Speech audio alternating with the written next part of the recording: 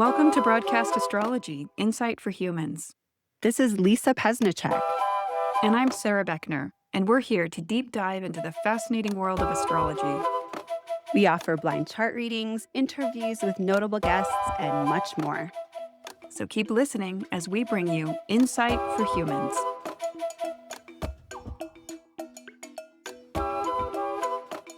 Hello, everybody. Today we have a bit of a different sort of episode.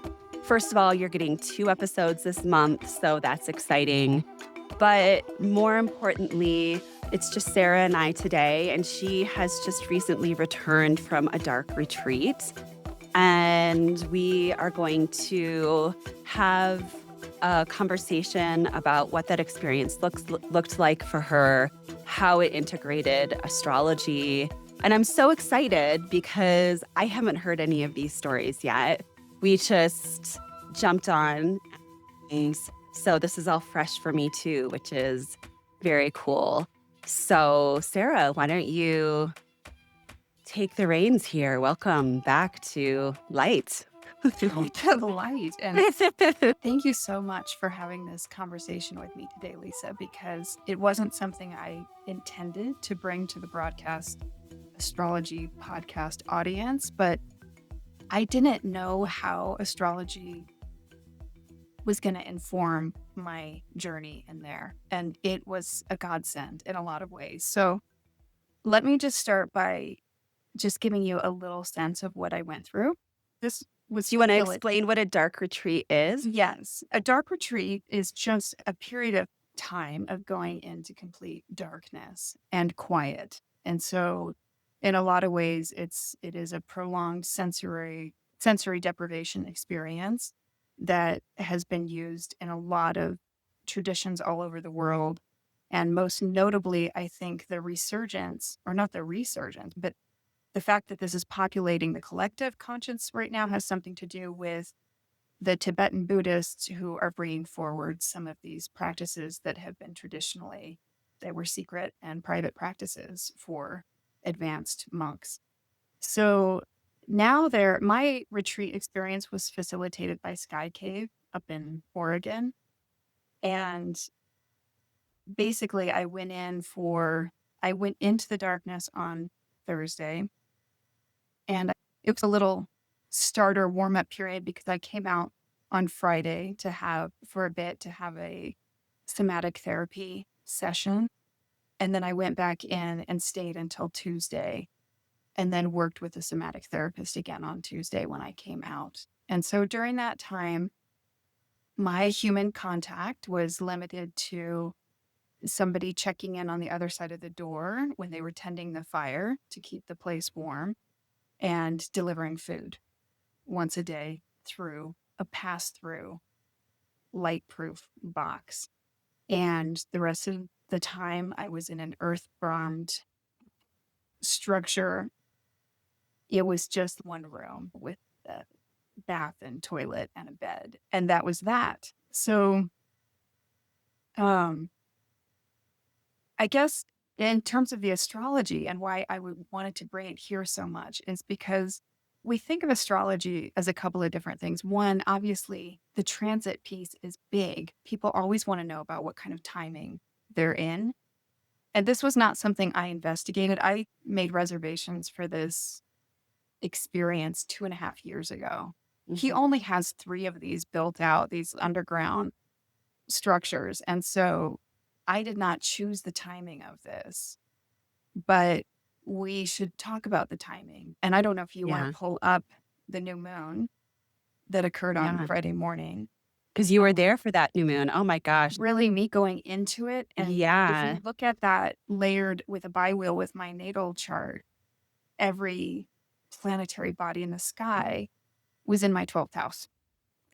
And my God. For those who don't know, the 12th house is a place of isolation. And so when I discovered in recent weeks that this was going to be happening, I didn't know if it was I couldn't really say what that would mean for my experience in there, because we know the 12th house can be the prison cell, the insane asylum, the hospital room. It can also be the sanctuary and places of retreat, and it can be the monastery. And I didn't know, was it going to be the prison cell or the monastery by looking at the chart? But it made me feel a sense of comfort Yeah. that somehow the timing worked out in such a way that I really was being pushed into the 12th house of my natal chart with Mm. that planetary lineup. And the other piece, so there's a timing piece that's significant. The other piece, and I think this is a piece that is lesser known to non astrologers or novice astrologers, and something that didn't really start to become alive in me until I had been working with astrology for some time. But this idea of planetary God, of planets as gods. Mhm. And when I say that, I'm not talking about gods as deities, but I am talking about these multivalent archetypal fields of experience. This is where astrology overlaps with mythology so well, because once you know that you are in a field, it can give you some information about what other experiences you may have while you're there. And so I was thinking about, just to try to make this simplified for non-astrologers, we could take any kind of symbol, like a Christmas tree. And if I were to show you a picture of a Christmas tree, Lisa, it might conjure up feelings of wintertime or family or feasting or the themes of giving and receiving. And those things that are conjured in you are there because of the collective the collective that we live in, that our social structures. They're there because of your family traditions. They're there because of the personal experiences you've had. And in that sense, that is what astrology is. And so you could take timing completely out of the picture and enter into a realm of a planetary god. Mhm. And when I was in the darkness, one of the challenges of the darkness, you just get so disoriented. Yeah. There are no bearings inside that space. Mhm. And that space is slowly deconstructed over time. So you might initially have some sense of bearing because you're coming out of the world of circadian rhythms and light and dark and human contact. And when you get in there, the longer you're in there, you lose your bearings. And the human psyche, body structures don't really like to be lost in that way. Mm-mm. They want to be tethered to something, and I had nothing to tether to. Mhm. And at some point, I began to tether to the planetary gods in a Ugh. way that brought me so much comfort, you Yeah. know, Yeah.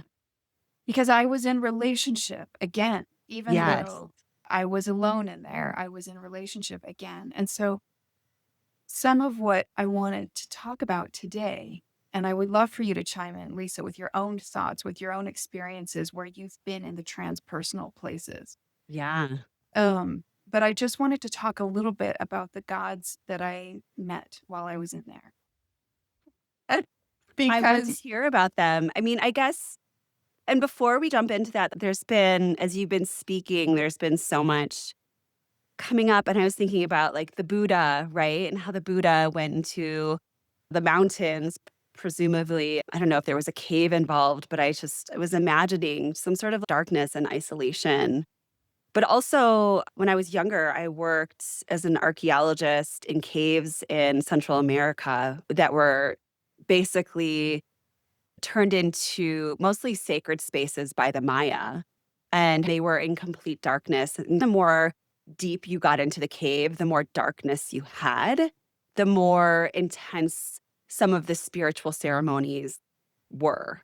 There were sacrifices, there were beautiful crystals and also man-made ceremonial structures within those areas. And I love how you said that in this darkness, the symbols came alive and that that's always there for us, that access to the archetypal spiritual God realm, but how the busyness of life with the electronics and the schedules and the this and that, we become more separated from that, which makes these experiences so important to remind us how it's always there. But then I think of Stanislav Grof. I don't know if you're familiar with his work with archetypal astrology, where he actually created a whole framework of astrological approach, initially around psychedelic experiences, but he also created holotropic breath work. And he applies the archetypes of astrological planets into that process of where you're brought into this liminal space where you're more in touch with these archetypal essences. And so, all of those things, just to throw them out, I know it's kind of a lot, but we can maybe touch on those or not as we move forward. But I mean, there's so much there in what you said. One thing that comes to mind, I was participating in a study because the yeah, Institute for Advanced Consciousness Studies in San Diego is got the funding for an observational retreat of dark study. So I was having like EEG monitoring and other things. And it just so happened that one of the researchers on the project, one of the scientists, came for a retreat at the same time as me. And okay, his specialty is lucid dreaming. nice. So we were talking a lot on the other side when we got out about those liminal spaces. And he was coming at it more from a science, obviously, research perspective. But I was thinking just about how a lot of the things that fall under the umbrella of spirituality or even philosophy on some level are the ways in which we try to be in relationship with that which is beyond the known. Hmm. So that can include, yes, that can include plant medicines, lucid dreaming, dream work, dark. They all have their own, they're not the same exactly, but they all push you to that edge of the known boundary and beyond. Hmm. And he was doing some really interesting work in terms of trying to extend that known world a little bit more, just reaching in and dipping in. But I think we all, it's an archetypal reality within us just as humans that we want to do that. It was a Yeah. great source of comfort to me to know that other people have signed up to do this strange thing. They weren't spending their money on a beach resort vacation. It's like, oh no, something in the human will call us into these places, will call Mm, us into the 12th house. And you were also talking, Lisa, about just not always having the time out here in the world to be aware of that. And one of the things that happened in there for me was, I don't know if you're familiar just with the koshas and yogic philosophy, mhm, all of these layers of self. And when I was in there, they really became separate. My mental body, I'm having a mm, thought, I'm having a feeling, I'm having a corporeal sensation, I'm having a, and I think most of the time in our world out there, we are so flooded. We're so flooded, we don't even know what we feel. We don't even know what's going on or what's being triggered. mhm. And to be able to tease that out a little bit was such a gift for me to see how my psyche and my mind and body operates really. Yeah. And that to access that, you can't just do it. It is something that's accessed in the living present moment, but at the same time, to touch that experience for the first time is very difficult when you're squeezing in 20 minutes of meditation, one yoga class, one, Yep. Yeah. because as I was in there longer, it just got deeper and began to Mm, unravel. And I'm like, oh, I have never had the space and time and safety in my life to go that deep. mhm, And it's evoked in me some at certain times feelings, something reminiscent of the child in me, not discrete memories, but the child. I think we've all have that moments, have had those moments as children where we're just like, plop down in the grass or sitting under a tree, and all of a sudden we are the tree. We are mhm, feeling the wind on our cheek. We are, and we're so immersed in the present that there's something about that qualitative ex- experience. It's like a qualitative memory and that stays with us. And I was taken back there a little bit in the dark at times, and it was really sweet. Incredible. Yeah, I look at just the difference. I have 2 dogs right now, and we have a puppy who's 6 months old and a dog who's 2 years old. And the difference about from between the 2 of them and just being in the moment and being so curious and excited about the world that I see with the puppy to the 2-year-old dog who's just focused on getting food, right? And just Mhm. how that changes. And there's, I see that also with my children. And I find myself sometimes being too busy with all of this other stuff to be in some of the magic that my children are experiencing. And I love that you were able to touch on that presence and that connection of all places in the darkness. It almost seems like the last thing you'd find there. I know, right? And Yeah. I will say that what we're talking about, what you see in the puppy, what you see in the child, it goes away, right? I Yeah. mean, we did the episode about children with Catherine, but Uh-huh. it goes away. And what came to me when I was in there was that the inner planets are really about the ego formation. And the ego is a matter of it's our connection to human survival on the physical plane. So we have all of these physiologic drives that orientate us to survival, the drive for sustenance, safety, security, reproduction, the desire Mhm. to mate, to create family. And those are all represented by the inner planets. We've got Venus, mating, connection, building sense of tribe or family to ensure our security, the Yeah. pleasures, the food, the sustenance. We have Mars, us trying to project ourselves out there. I mean, reproduction is very martial. Asserting oneself in a way that you can get your needs met is very martial. Mhm. Um, we have all these ways. And when you hit Saturn, Saturn really is the page turner because when you get beyond Saturn, it is no longer about the survival of the body and your earthly self. Yeah.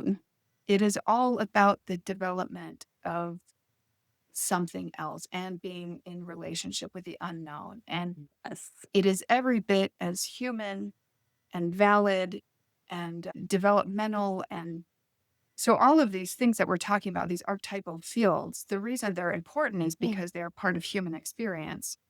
Doesn't matter who you are. Like, Mhm. these are things that we are thrown into. So you might as well learn the lay of the land, the territory, so that you know something, something about what we're doing here. But on that note, let's dive in. And I'm curious about your thoughts here, Lisa. But Yeah. um, Saturn. Okay, so Saturn Yeah. was the gatekeeper, and there's everything about entering into darkness that is Saturnian. There's the Oh, yeah. isolation, there's the deprivation of light, sound, contact, distraction, stimulus, lack of familiarity, deprivation. Yeah. Saturn is boundaried places, and it has a lot to do with denial and withdrawal and with restriction and slowing down and discipline and our constructs around time. So Mhm. all of that was very present. And in many ways, I was surprised at the level of just Earth that was in that place, the Saturn, like just I mean, there was a lot of transpersonal stuff, and we'll get there with the outers, but I was surprised with my initial contact of just Saturn, what it feels like to be in the borderland and Mhm. begin to withdraw. Mhm.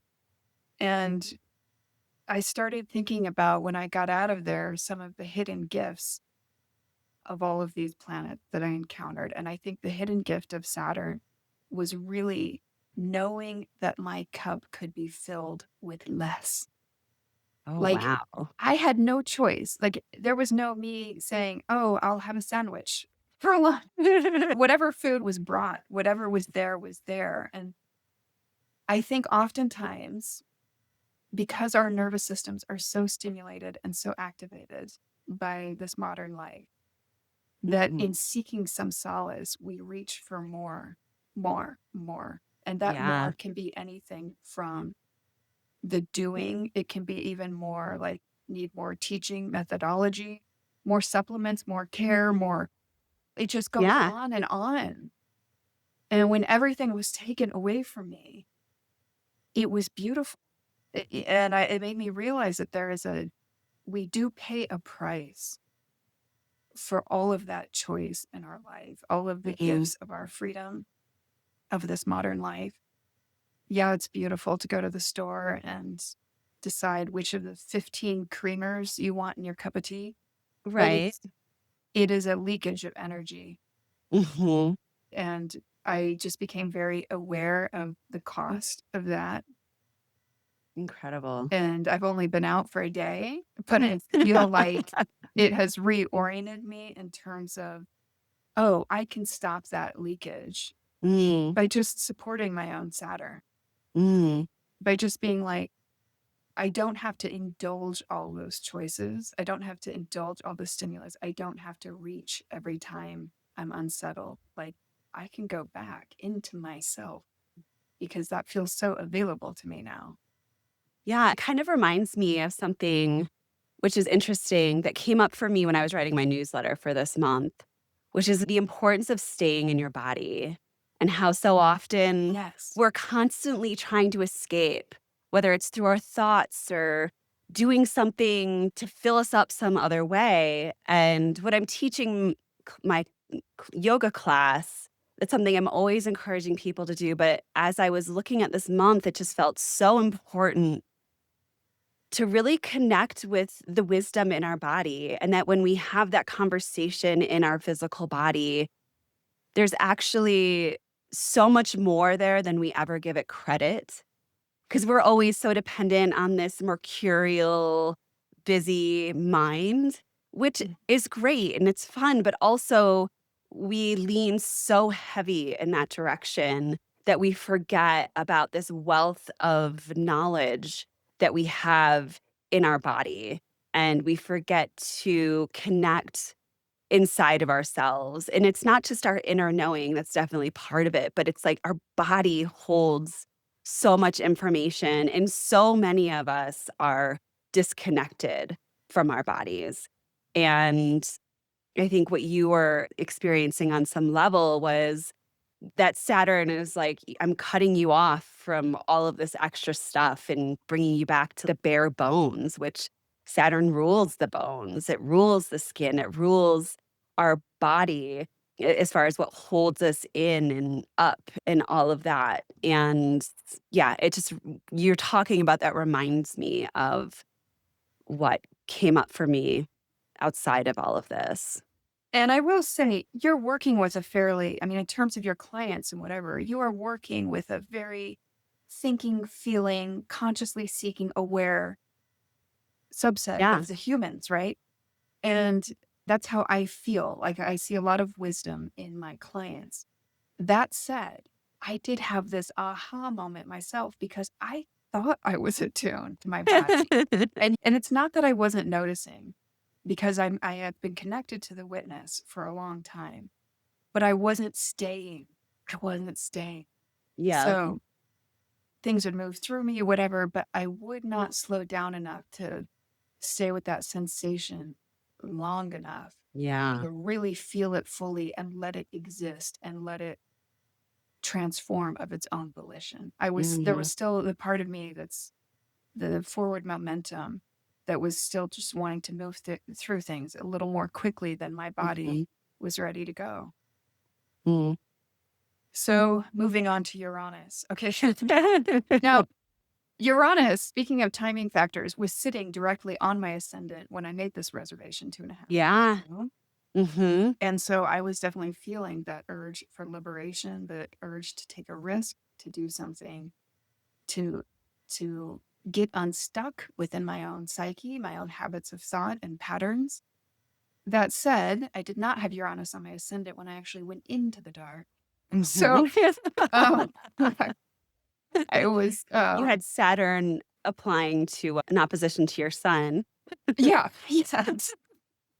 And so I wasn't totally comfortable. I was Yeah. having a little trepidation going in. And Uranus is the quality of changeability, particularly as it exists outside of personal direction and control. Mhm. And that was so present in the darkness that things could change on a dime. Mm. And you don't know when it's coming, where it's coming from, and where it will land. And oddly enough, the most triggered I got, the most activated I got as far as my nervous system was the first night, which is bizarre because we all sleep at night. I mean, it was just like me going to bed. For all intents and purposes, I wasn't even in dark retreat yet, right? Because I just Right. went to bed. But that night, something came up in me that was just like, I had to bolt. Like it was just claustrophobia. I just wanted Mhm. out of this space. And I was given some instruction before I even went up to Oregon about how to be with the nervous system and how to tend to yourself in that way. And I Mhm. was given some exercises and some ways to check in. And I tried for a second cognitively to reach into that place, and everything in my body was like, no, I was out that door.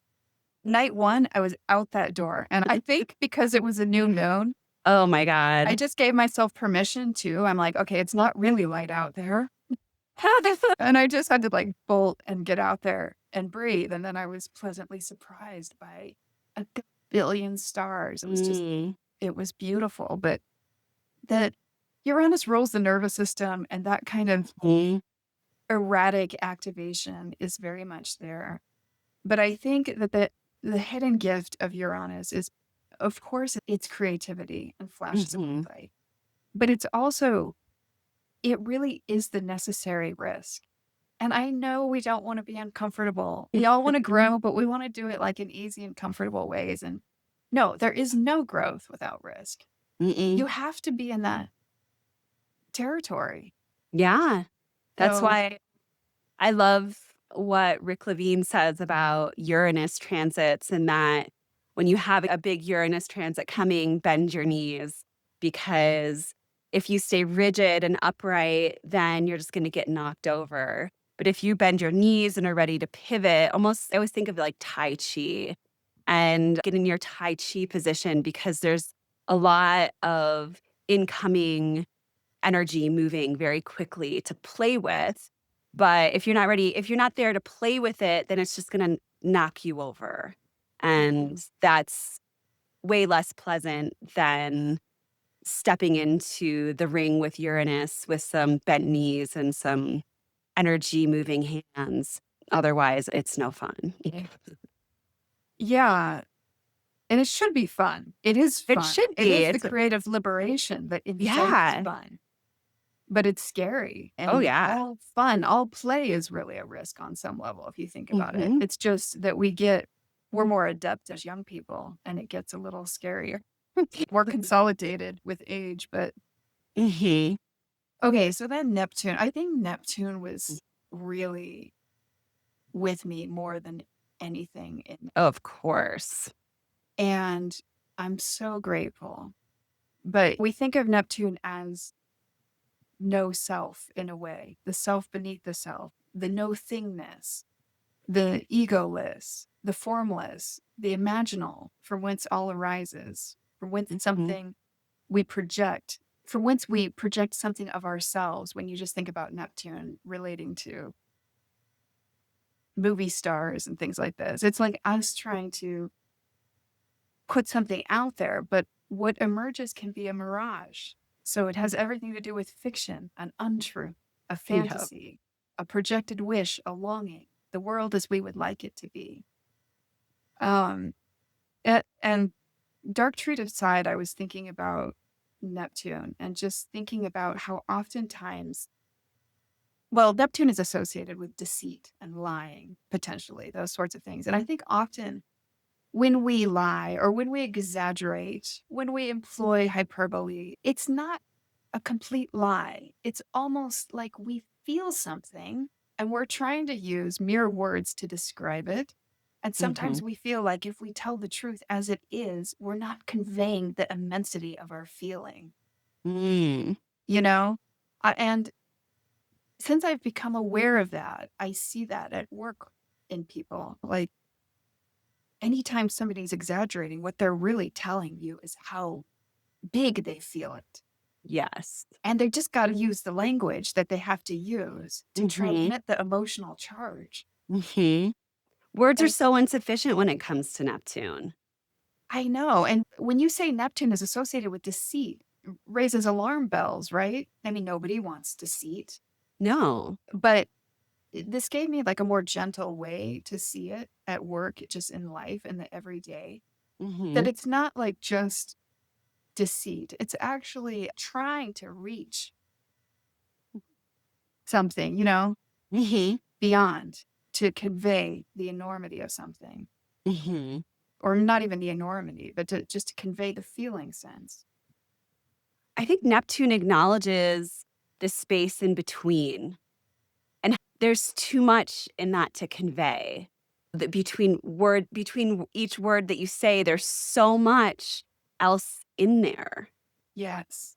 And I have a really strong Neptune in my chart, and I'm constantly navigating that because things are flooding in and I'm getting so much more information than words can facilitate. And it can lead me to land on the quote unquote wrong thing. I was on the right trajectory, but because I was sidetracked by all of the other information that has the subtleties that have no words, I landed on something that was quote unquote wrong. And that's something that's always frustrated me because there's this absolutist factual framework that we tend to operate in because it feels safe. It's more Saturnian. And I get that. Like, we need to have that structure.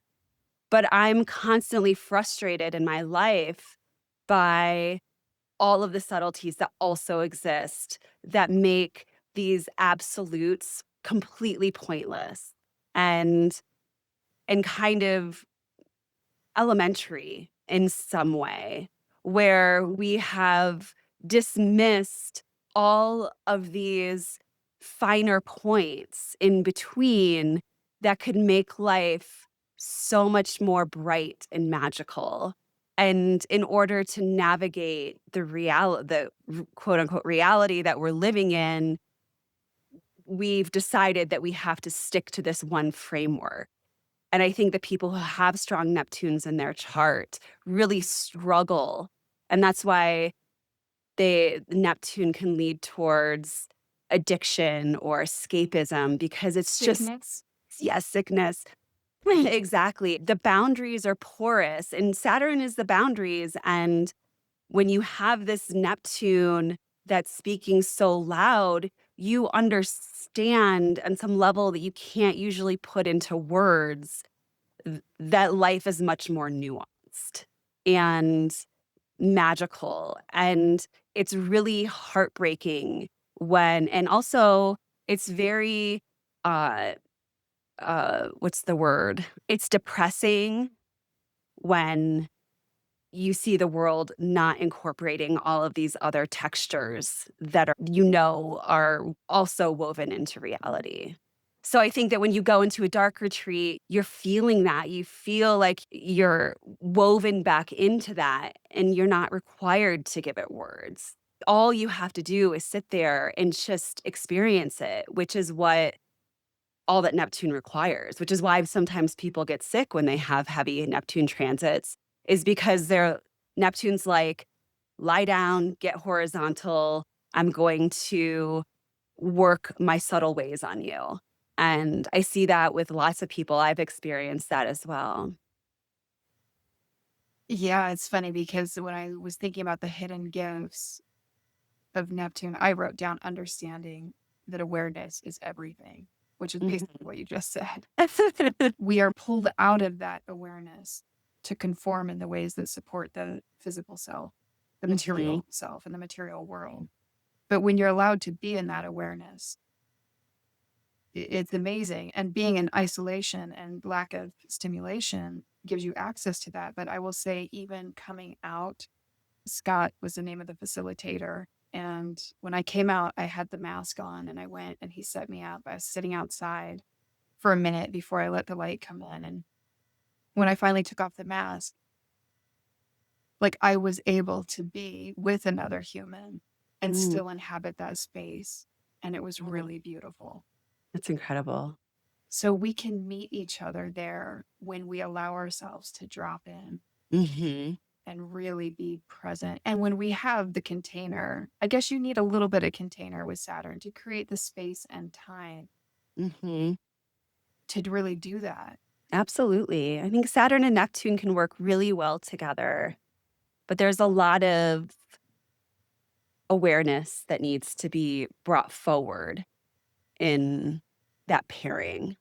And I Well, almost suspect that this current Saturn Neptune conjunction that we're still under the auspices of is pulling that boundary wider, where more people have been doing plant medicine or other hallucinogenic medicine journeys. Also, these dark retreats, mindfulness, all of these things. I mean, even my mom is talking about frequencies and how important frequencies are. So, I really suspect that there's this universal expansion of what we've determined Saturn to be. And there's this opening, this widening. The aperture is becoming m- much more capable of letting in more of these Neptunian subtleties than maybe we have felt comfortable with as a society before. and I would say, I think it's really all of those things you described, the ways in which we do that, breath work, whatever, the plant Hmm. medicines. I do think it is important for, I would imagine for most people to have an experience of that so that they can know it, Yes. so that they can return to it. Because if you never have the experience, a lot of things, a lot of my takeaway from the dark retreat, if I was to tell you how I actually felt about it, a lot of the things are really cliches. They're things that float around in the spiritual traditions all the time. You know, the whole be still and know that I am God thing, like that. But unless you've been given an opportunity to really inhabit the space, you don't really know it exists. It's still a mental construct or just Yeah, something you've just dipped in a finger, a toe into. absolutely. I will say there were a couple more profound Neptunian experiences I had in there. One was that the liminal space, Neptune governs the kind of places of the blurring between reality and non reality, Hmm. ordinary consciousness and non ordinary consciousness. And the liminal spaces opened for me so that that time period between sleeping and waking became more protracted. Mm. And so instead of when you wake up in the morning, your eyes open up and you reorient and you're a human in your bed right away. Yeah. In the dark, I woke up and there was nothing to tell me I was a human in a Mm. bed, a human waking up. And so I did have some hallucinations in there. And it's interesting because the first one I had, I sat up in bed and I was so desperate to locate myself in space and time. And Mm. I looked over and there was a clock. And I was like, no, I know this place. There's not even an electric socket in here. There's no clock. And I was like, oh, no, that's a clock. So I went to reach for the clock and my hand went through it. Wow. And what's interesting for those who do some work with lucid dreaming, Hmm. oftentimes in lucid dreaming, you can do some non ordinary things, but you can't do all of it. Like Right. sometimes you can fly, but then you try to walk through a wall and you cannot walk through a wall. Yeah.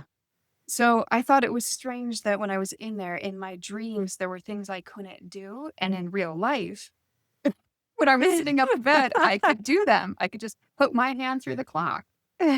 And I started experimenting with trying to find the liminality preceding sleep, which I Mm. didn't even know was possible. But I know Yeah. now it's possible because I talked to the lucid dream researcher, Daniel, on the other side. I Hmm. guess they call it like more of a hypnagogic state. Hmm. But what that felt like for me was that the dream world would start to populate my visual field and it would come in Yeah. through the periphery, the plants, the animals, the everything, the creatures. And then when it finally eclipsed and came down to where there was no blackness left, but dream occupied my total field of vision, Mm-hmm. I was asleep. But I was aware of that dream world coming in. And Mm, on the flip side, I was aware of me building the bricks of reality coming out. mm, And it took some time. And I also, I don't know how much time we have. I have one really bizarre Neptunian story if you want to hear it. please. Yes. On Saturday, I woke up and I had a headache all day. And there was some time in the evening, food drop off. Do I say anything about the headache? I'm like, no, the headache's fine.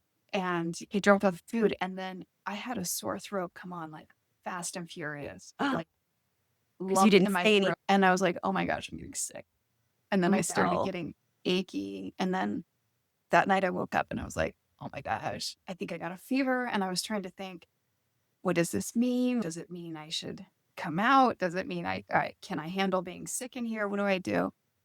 And that was one of my most turbulent nights of dreaming. I think melatonin Mm, peaks at like the 24-48 hour mark. And so my sleep became very fragmented and I began to get much more disoriented in terms of time. And one of the dreams I had that night, two people came to me in the space and they pulled me out. And one of them gave me a tincture or something for the sickness.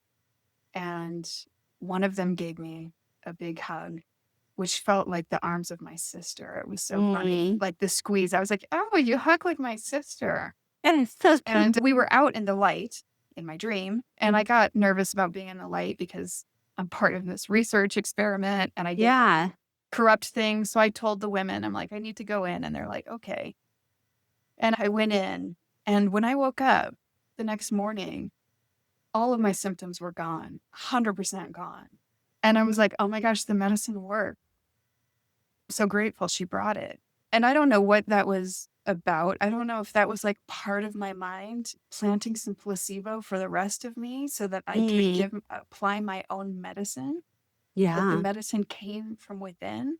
Mm-hmm. Um, because I will tell you that there was part of me that when I went into the space, I wanted some direct access to really subtle levels. Like I wanted it to open up some field of perception in me that hasn't been opened before. Mm-hmm. And after I had that first hallucination, I was like, okay, if I can make a clock, bring on the ancestors, bring on the guides. Like I'm ready to do business. And the ancestors, the guides, they did not come. The dead people, they did not come. And it's almost like I just had a vision of just really being at the depths of the ocean. And all of life as we experience it really is those choppy waters. And my spiritual ideas about these guides and unseen guidance, they're not in the choppy waters, but they're not at the depths that I was at in there. They're Mm-hmm. like just below the choppy waters. They're like another level, right? Yeah. And that level wasn't there because I had gone down so deep. Mm, And so yeah, I don't necessarily think that that some spirit or something outside myself came and applied that medicine. you think it was you? I think it was me. Those two women were you. I think so. But Beautiful. but when you go deep enough, what Mm-hmm. is me is you. Exactly. So and it was one of the big things that happened in that space too that I was so relieved was that what I have been in some real choppy waters in my life as of late, these last months. And I just left it behind at the threshold Mm, because I saw it for what it was. And underneath all of that is the stillness, is the being, is the I mm-hmm. am of all that is. Yeah. And I know I'm going to come back up into the choppy waters, but I have such a different feeling about it now. I'm like, oh, we're supposed to be in these choppy waters just to remind us. just to Yeah. remind us to return, you know? Mhm. Absolutely. And the nature of the choppiness and the degree to which the storms rage on the surface might have something to do with our forgetting and our remembering. He's trying to get us to remember again. Yes. Mhm. So I think there's something about Neptune that's the great remembering, Yeah. that really is the dissolution of self to the egoless place to regenerate oneself. And that is not to eclipse the purpose and the meaning and the beauty of the stories that we live into during Right. these incarnations. That's all still there and still relevant. But I feel like I will forever move through the world now tethered to that place, that Mhm. much deeper. And I'm sure I'll forget, but I feel like at least know what I coming home to now in a way that I didn't before.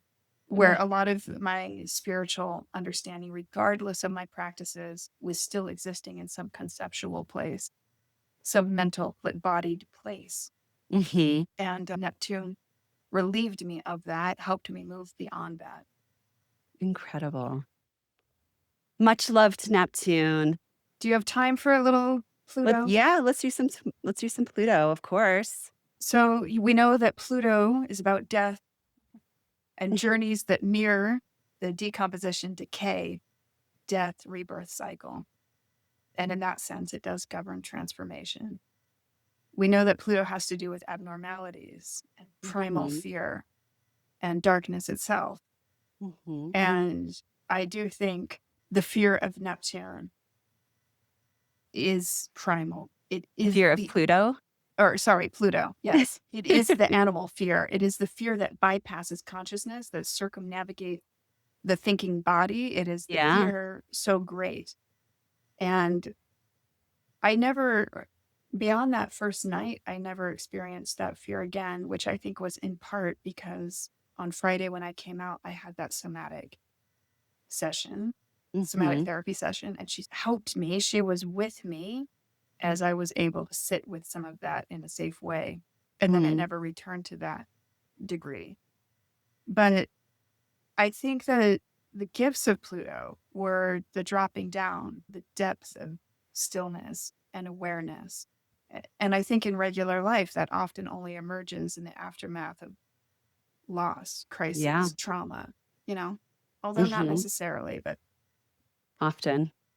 Pluto is also about a deep sense of power or authority that comes from within and that cannot be taken away. Mhm. And it transcends status, which is funny because Pluto's often associated with status and money.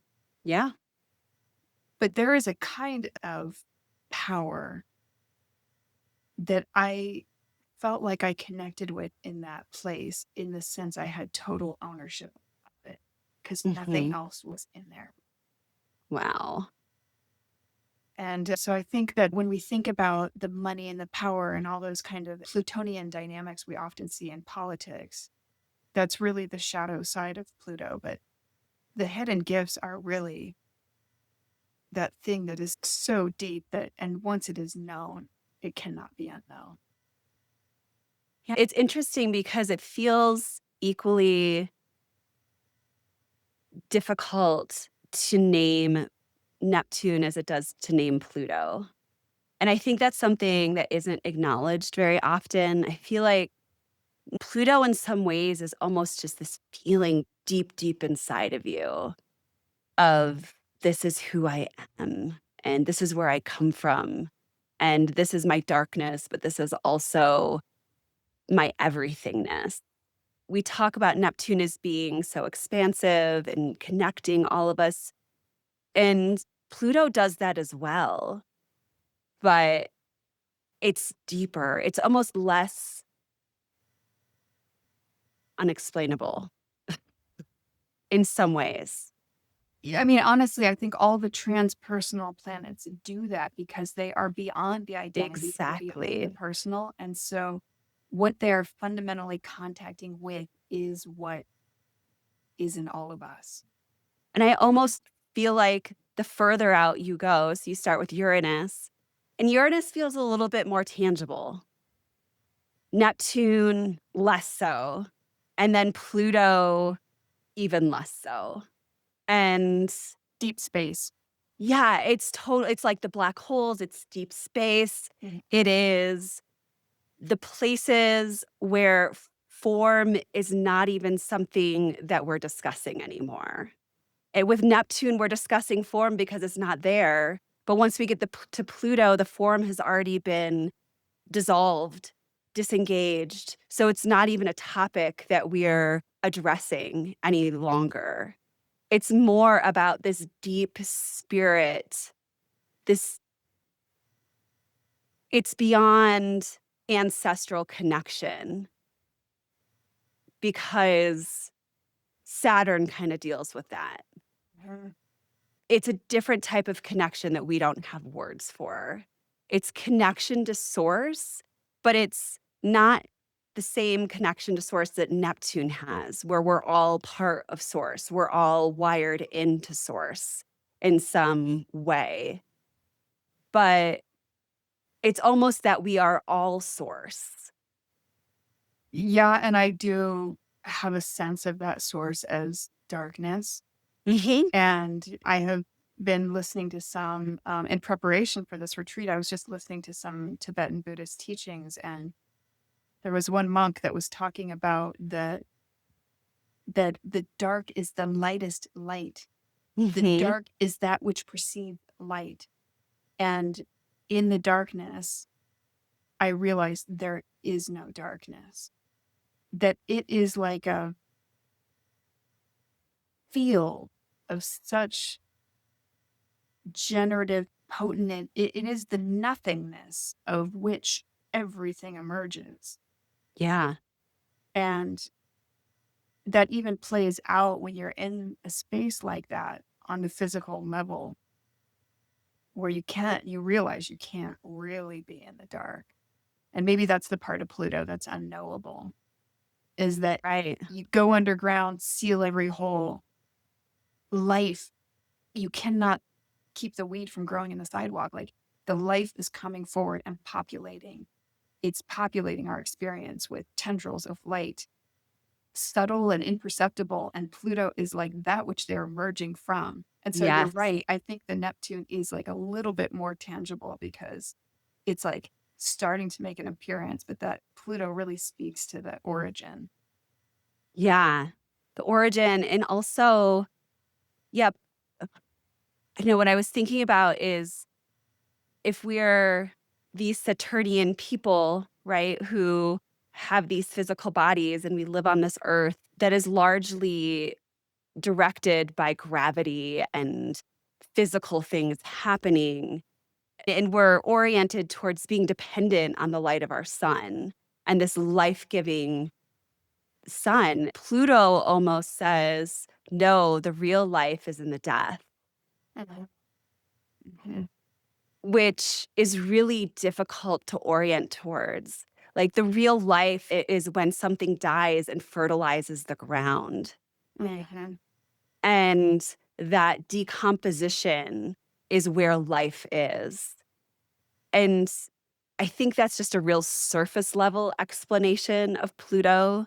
I think that there's so much more to that that we don't have words for, that goes back into this deep space, black hole, like the source of source. Mhm. Beyond it makes the source that Pluto points towards and orients towards makes the sun that we depend on look like child's play. Yes. Yeah, totally. Uh-huh. Yeah. Um, I know that we're probably at time, but before we sign off today, I did want to say something in general about my experience and also other experiences I think that connect you with the transpersonal, which is it is said that these sorts of things require a lot of training. I mean, it's Mhm. certainly not done with novice monks in Tibet. And it's funny because I was speaking to somebody here a couple weeks before I went, and she was a really learned theologian and deeply spiritual woman. I told her what I was doing, and she looked at me and she said, she's Greek. And she was like, oh, yeah, they did that in Greece too, but with a lot of preparation. I got like a little scolding, like, you're just going to go do that. And it's almost like when I was in there, I felt the opposite. I felt initially like it was meditation on training wheels, because if I got untethered from the present moment for a second, everything would scramble in. How are you going to make it through the coming days and nights? So initially, Yeah. when I went in, the fear would surface if I stepped out of my present moment awareness for a second. So to have that immediate feedback Yeah. kept me in a deeply meditative place for a very extended period of time. And I think those things that people say about training and preparation, they're still speaking from Saturn on down, through the inner planets. That's still the rational world. That's still Mhm. time bound. That's still us saying we need to go through these motions, and it takes so much time. But I think Yeah. honestly, when you're in transpersonal territory, time does not exist. Mhm. I'm glad I did it. I was talking to Scott afterwards and telling him I really felt like this kind of work and bringing this to people and making it accessible to anybody, not just somebody who's been meditating for 30 years, is a kind of peace work, a kind of advocacy and activism in the world to allow people to not need the externalized authority and to be able to have direct communion with something of themselves. Mhm. And when I was sharing that with him, he said, well, Sarah, not everybody, has the experience that you had. And he has seen a lot of really difficult things. And I suppose if you looked at it with plant medicine, right, it's Yeah. a bad journey. Like, people can get stuck in dark places. And a lot of those dark places, not a lot of them, all of them, 100% of them are mental constructs. Yeah. And I suppose we don't really know what is programmed in there on all levels until we go into those spaces. And Mhm. then the subconscious material can arise. And yeah, is it going to be the prison cell or the monastery? No one knows until you Nobody experience. knows. Yeah. But I think the voyage is worthy regardless. Absolutely. Absolutely. Yeah. I agree. Well, thank you so much for sharing, Sarah. I am very honored to be sitting here with you as you share all of your insight. I know that it's experiences and journeys like these that just make my soul sing. And I love how astrology corresponds so beautifully with these spaces. So thank you. We'll put the link to Sky Cave Retreat. Perfect. If it piques anyone's interest, I will say it's interesting because whenever intelligence dropped that little pebble into my awareness 2.5 years ago Mm. and knew that everything would be transiting my 12th house, Yeah. it knew exactly what I needed. And I'm glad I had the courage to honor the call. So if this speaks to you at all, please investigate further. I'm happy to answer any questions too. Wonderful. We'll be back next month to speak with Karen Crawford, who's a professional astrologer. We're going to explore medical astrology, which some people might not even know that exists. Still staying in the subtle bodies to some degree. And I know for myself, I sense that a lot of the spiritual stuff, there's a strong overlay with health conditions as well. And you can definitely see that in the chart. So we'll get into some of that. An honor always, Sarah, to talk with you and go to these deep places. And I can't wait to do more. Likewise. I'll see you All next right. time. Bye, everybody.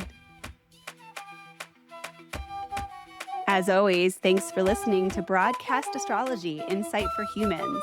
If you're so inclined, like, follow, and subscribe, and don't be a stranger. Signing off for now. Until next time, humans, keep your gaze upwards on the stars and be well. We look forward to sharing more soon.